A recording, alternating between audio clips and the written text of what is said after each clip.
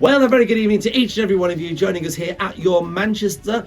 And we've got a lovely show with me, Miss Belinda Scandal. Me, Izzy Bushell. And me, Mr. Mark Llewellyn. We really have got a marvellous show. Who's on the show today, please, Miss Izzy? Well, we have got Alistair Beckett King, who's a comedian. He's going to be telling us about his upcoming tour, which starts in April. You've managed to get somebody quite fascinating this week, haven't you? Yes, we have an exclusive interview with Vicky Entwistle. Vicky Entwistle. And if that's not enough comedy, be the food of love, we speak to a guy that managed to turn a chronic illness into a full-on comedy show. His name is Withnail. So it's going to be absolutely fascinating. We're also looking at this skyscraper. Well, there's some very exciting plans coming from Deansgate this week, as plans for a brand new skyscraper have gone into its consultation period.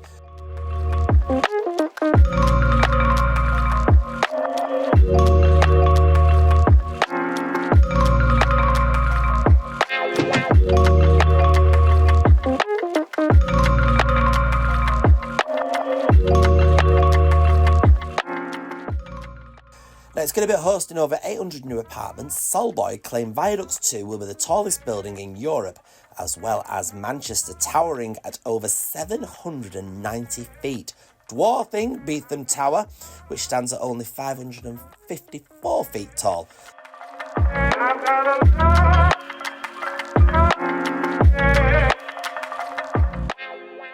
The project is predicted to take around 4 years to construct and described to be the next hub of Manchester and a striking addition to the Manchester skyline. So you're having quite the fascinating time, aren't you, Mark? Just been appointed as... Oh, actually, hold on. What have you got there? I feel that from now on, I should fully be wearing a hat and curtsying to you. Izzy, let's see your best curtsy. Beautiful. Look at that. Yes. I did that because I can't actually bend. Well, that's not what I read. No. So you've been appointed with a title now, DL, yes, which Deputy isn't what you younger Lieutenant. viewers will think it is. It actually stands for... Deputy Lieutenant of Greater Manchester. Now, what does this role mean? So the lieutenancy represents the monarchy Yes. within our region. Every county has a lieutenancy across the country. So you have a Lord Lieutenant, a Vice Lord Lieutenant, and then a team of deputies, who in our case have to be based in every one of the 10 boroughs of Greater Manchester. All right then, but what does the job mean? What is it you'll be doing? So deputising for the Lord Lieutenant on occasion, also attending citizenship ceremonies in the borough I live in. We go out and talk about the honour system to encourage people to nominate people from this area. Assess charities for the equivalent of the MBE really for charities, which is given by the monarchy for Voluntary Service Award, King's Voluntary Service Award, and also businesses for the King's Award for Enterprise. And I've got to ask, how on earth has this come about? I know, I was as shocked as you too. So the Vice Lord Lieutenant came to see me, that was about 9 months ago. And then you go through all kind of processes, interviews with the Lord Lieutenant and so on. And then, of course, we found out last Wednesday. And are you going to be wearing, is it called a costume and outfits? It's just like a morning suit. All right. For most things. And then you have a lapel badge for certain things. There's protocol about what you wear and so on. And then there's... So have you had to have training then? Oh, lots and lots of training. Really? Oh, it's been like the Krypton Factor. And where are we going first? I feel we should have an event. I want to buy new hats. This straw You want to... It's not enough. You want a Royal Garden Party invitation, don't you? I would just be happy putting a nice outfit on for a reason. It'd be nice to see you in a nice outfit, wouldn't it? So you were saying that before the show. Thank you very much. I Thank think you. at that point we should crack on with tonight's Right. show, everybody. Well, I'm going over there. You better go over to your new VIP lounge. Yes. All right then, everybody, stick with us for the next time here, everybody, as we bring you our interviews on Your Manchester.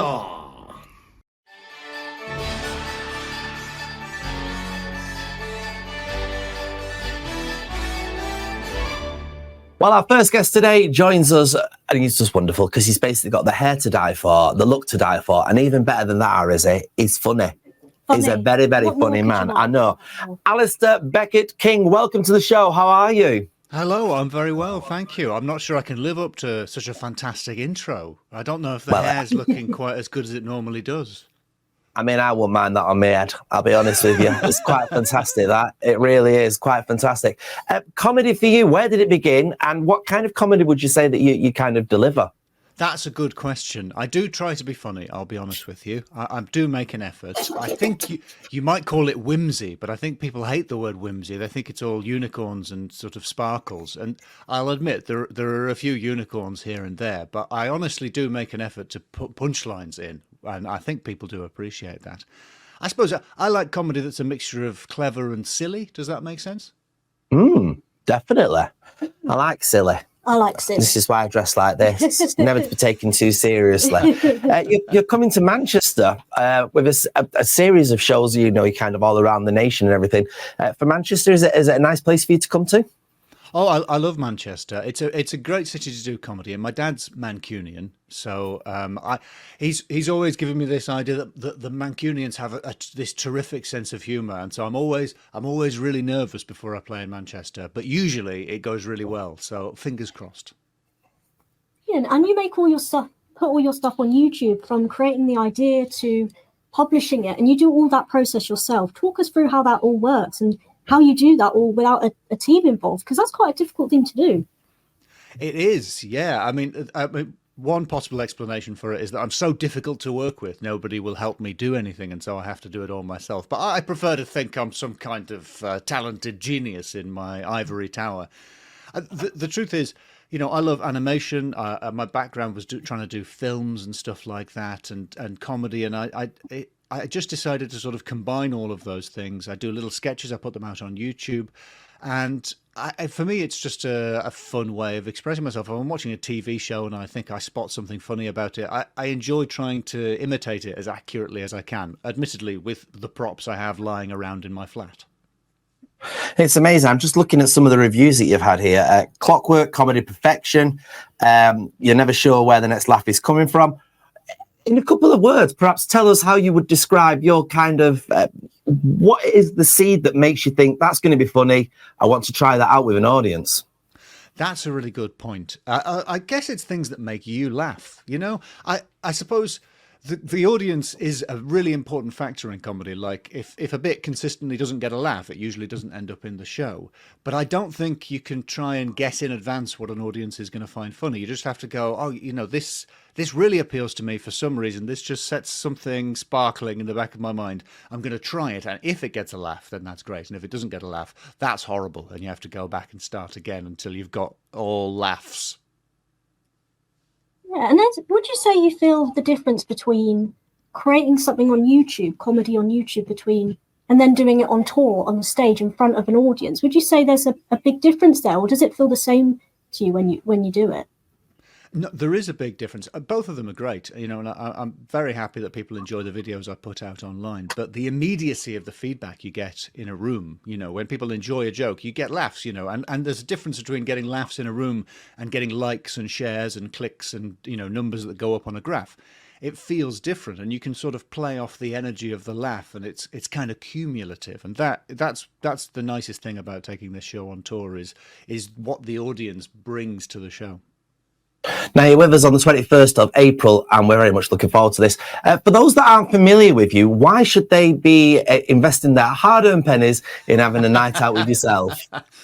I appreciate that. That's a tough question. Perfectly reasonable. In these straitened times, there's a cost of living crisis. Why would anyone waste their money on my flimsy nonsense? Well, the show is called Nevermore. As you say, it is technically critically acclaimed. Some critics have acclaimed it. But the most important thing is that I am a nice man trying my best, and shouldn't I be allowed to do shows? Do you not want to come and see me? I'm feeling very defensive now. No, the show Nevermore is it's all about why I don't like the North Sea and why the North Sea doesn't like me. That's what I'm telling people. But the reality is, it's just a whole load of jokes and optimistic, upbeat comedy that I think leaves the audience with a smile on their face. Excellent.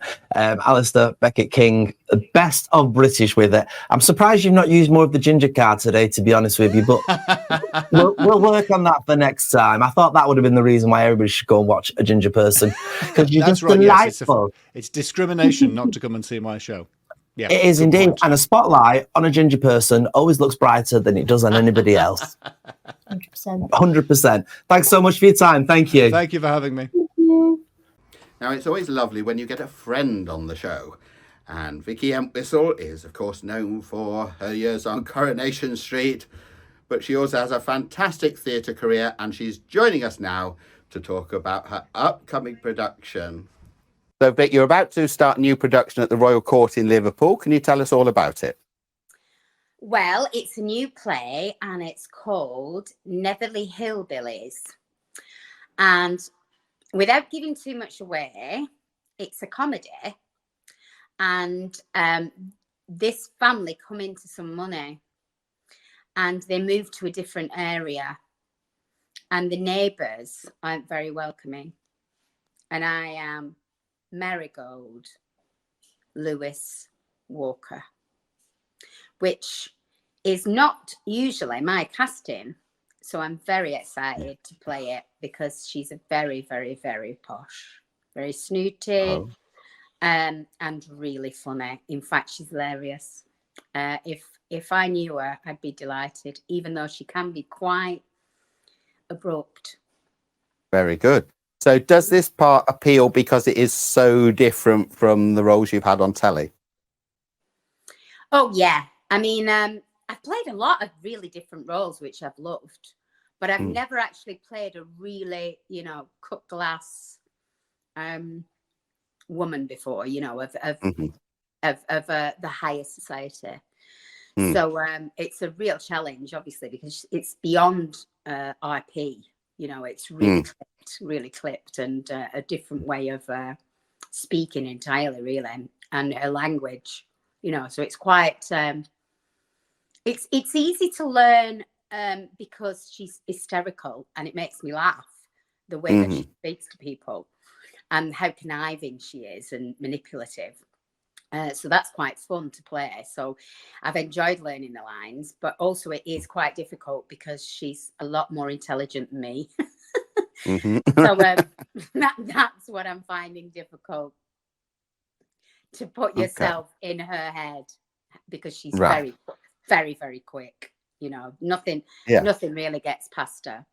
And I thought that I, had a bit of nous, but compared to her, no, I'm at the back of the class. So that's fun. That's fun. And is it exciting to be in a new play? Yeah. So the thing is, I've created her. So that's, that's amazing to be able to do that. Because, wherever the play goes after this, hopefully it'll go, into bigger things. If they didn't ask me to do it, I've set the pace, as it were, which is nice. And also, you're not having, I don't find it restricting, because you're not playing a role that's famous. So you're not going to be judged on somebody else's performance. It's all about how you see her. You know what I mean? Yeah. So that's quite nice in a way. Yeah, it is. Yeah. It's quite nice. And the cast are great. We all went the other week. It was the second time I'd been, and we all read together, and you could hear it. You could hear the rhythm of the piece and everyone gelling. And then you just thought, this is brilliant casting. Because, I was excited about it because it is so out of my comfort zone, really, to play a woman like this. But then after, being in the moment with the rest of the cast and reading the script, I thought, yeah, it is right. So, it's good. And Andy's thrilled because, it's something different.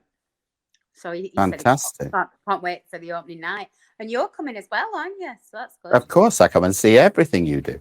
You do. You're a very, very good friend. Fantastic. So lovely collaborative effort. And I'm sure all the All Manchester viewers will be heading over to Liverpool.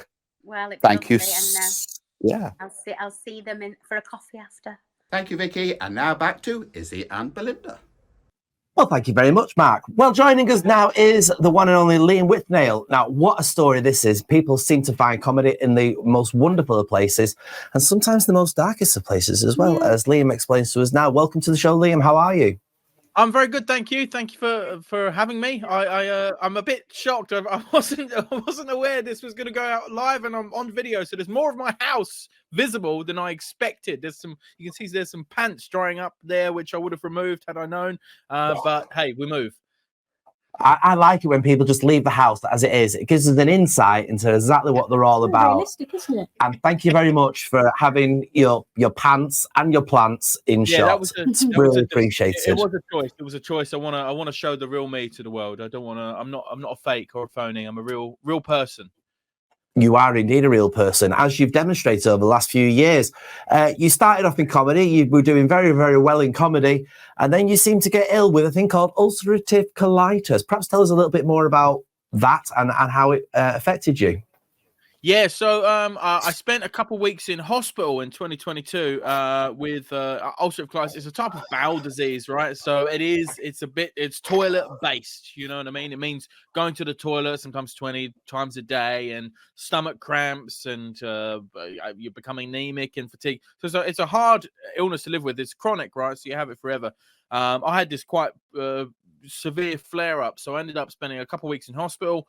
And when I came out, recovered after a few months, I started writing a show about my experiences of being in hospital, and performed it at the Edinburgh Festival. Went very well, and now it's going on tour.